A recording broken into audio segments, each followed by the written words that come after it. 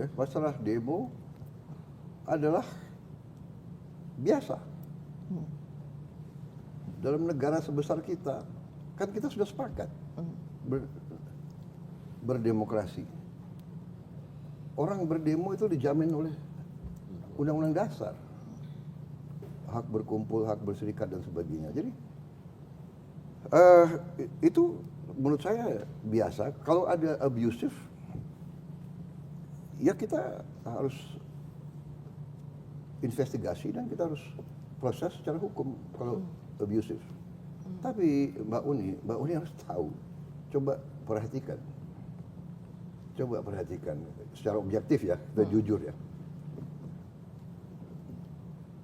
Apakah demo-demo itu murni atau ada yang bayar? Harus objektif dong. Iya kan? Pertama, ada demo melawan efisiensi. Demo katanya dana pendidikan akan dikurangi. Demo, jadi harus objektif. Kita bukan anak kecil, Mbak Uni, ya kan? Kita hormati hak untuk berdemo, asal demonya damai, tidak mau menyulut kerusuhan. Nah, kalau bakar-bakar ban itu bukan damai. Dan kenapa abusive? Kita punya pengalaman. Saya mantan petugas keamanan juga. Kadang-kadang petugas dilempar plastik kencing. Kadang-kadang petugas dilempar plastik isinya kotoran manusia. Ya. Jadi selalu dalam pengelolaan suatu negara kita waspada. Apakah ada kelompok-kelompok atau kekuatan-kekuatan asing yang ingin adu domba? Ini berlaku lazim. Data-data keluar sekarang. Pemerintah Trump membubarkan USAID. Dan di situ ketemu bukti-bukti bahwa USAID membiayai banyak LSM di mana-mana. Bahkan ini kan keluar semua. It's public knowledge, Mbak Uni. Ya. Jadi saya mengajak kita berpikir dengan jernih, ya kan? Demo itu hak, tapi juga kalau demo dibuat untuk menimbulkan kekacauan dan kerusuhan, ini menurut saya adalah melawan kepentingan nasional dan melawan kepentingan rakyat. Demo kenapa? Bisa di London, di Amerika, di mana demo nggak usah merusak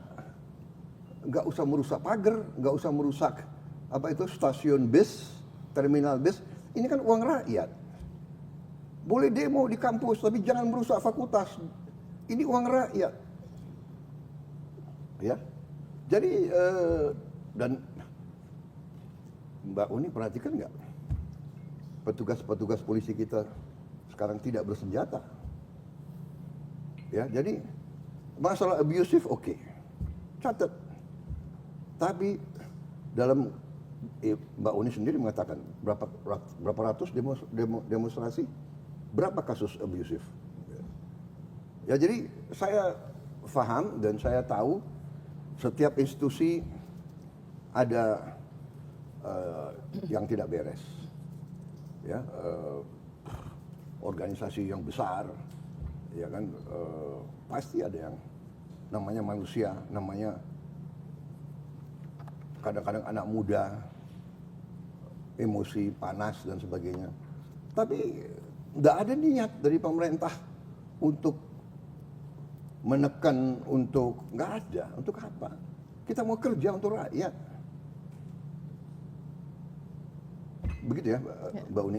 Tentang soal kenapa kok RUU TNI ini begitu dipercepat?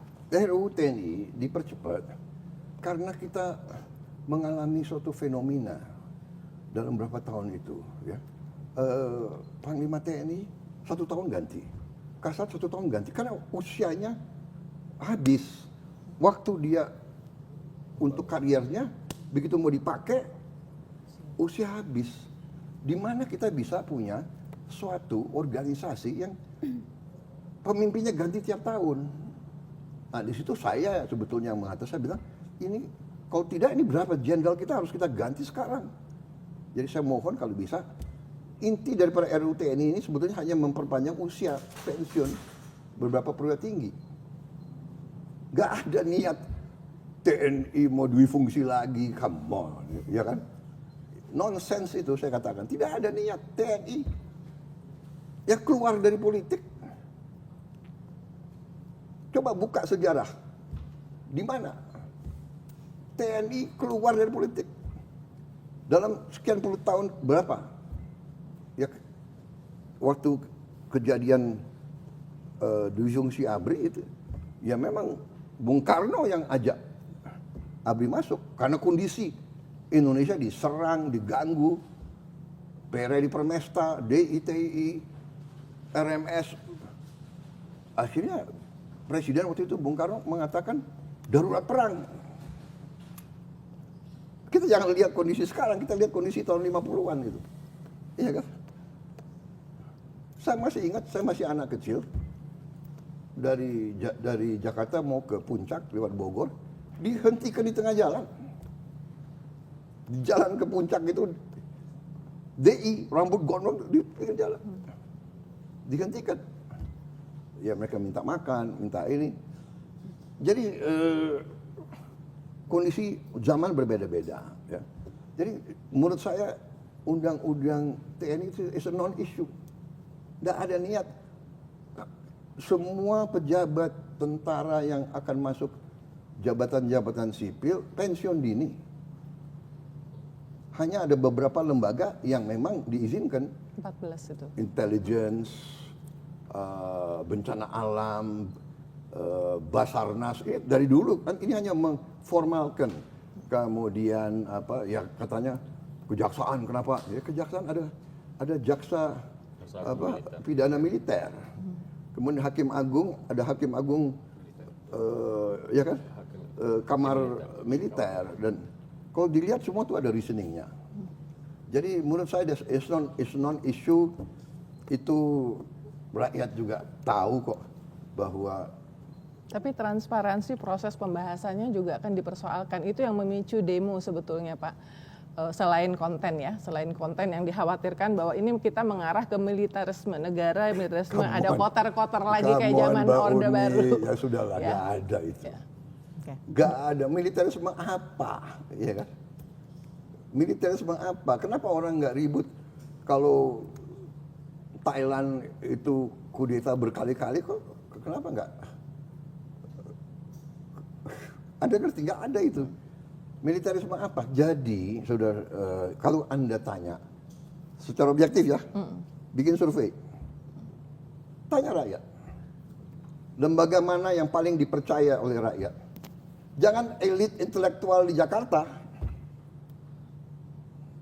yang punya akses, yang ya kan, yang banyak punya pandangan-pandangan tertentu gitu ya. Menurut saya bias gitu loh. Selalu memandang dengan sakwa sangka, dengan curiga gitu. Memang TNI sih Pak, selama ini survei-survei mengatakan TNI. Cuman ada alasannya kenapa TNI itu nomor 1. Karena sejak reformasi TNI itu kembali ke barak. Itu dan kemudian lahir dari rahim rakyat. Jadi image itu yang membuat TNI itu selalu nomor 1 di survei. Nah dikhawatirkan kalau misalnya makin banyak. Mbak Uni, yang bawa kembali ke barak siapa? Saya mau tanya. Reformasi. Yang bawa kembali TNI ke barak itu siapa? Pemimpin TNI sendiri. Ya. Okay.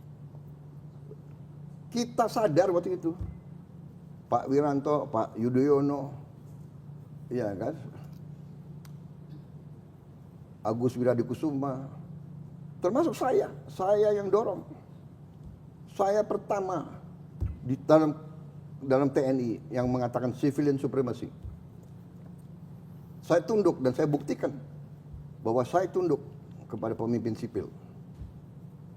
Saya diberhentikan oleh Pak Habibie, siap. Pada saya pegang pasukan terbanyak. Jadi jangan salah. Jangan selalu pakai narasi yang selalu, ya kan? Menurut saya kita objektif, rakyat itu masih percaya sama TNI. Ya, baik. Karena apa? Tidak hanya itu. Kalau ada bencana alam, siapa yang pertama kali? TNI. Kalau ada ribuan orang mayat waktu di Aceh, siapa yang angkat? Jadi kita harus objektif yang benar. Siapa yang jaga republik ini? Malam Natal, tahun baru, ya kan? Lebaran, mudik, TNI, Polri, ada kekurangan. Ada unsur-unsur yang, ya semua lembaga kita, ada hal-hal yang tidak baik. Ini tanggung jawab kita bersama, mari kita perbaiki. Saya tegas terus di TNI, di Polri. Bersihkan diri kalian. Baik. Sebelum nanti saya ambil tindakan atas nama sebagai mandataris rakyat. Ya. Baik, terima kasih Bapak, terima kasih. Saya Ihsan Sitorus. Saksikan program-program Kompas TV melalui siaran digital, pay TV dan media streaming lainnya. Kompas TV, independen, terpercaya.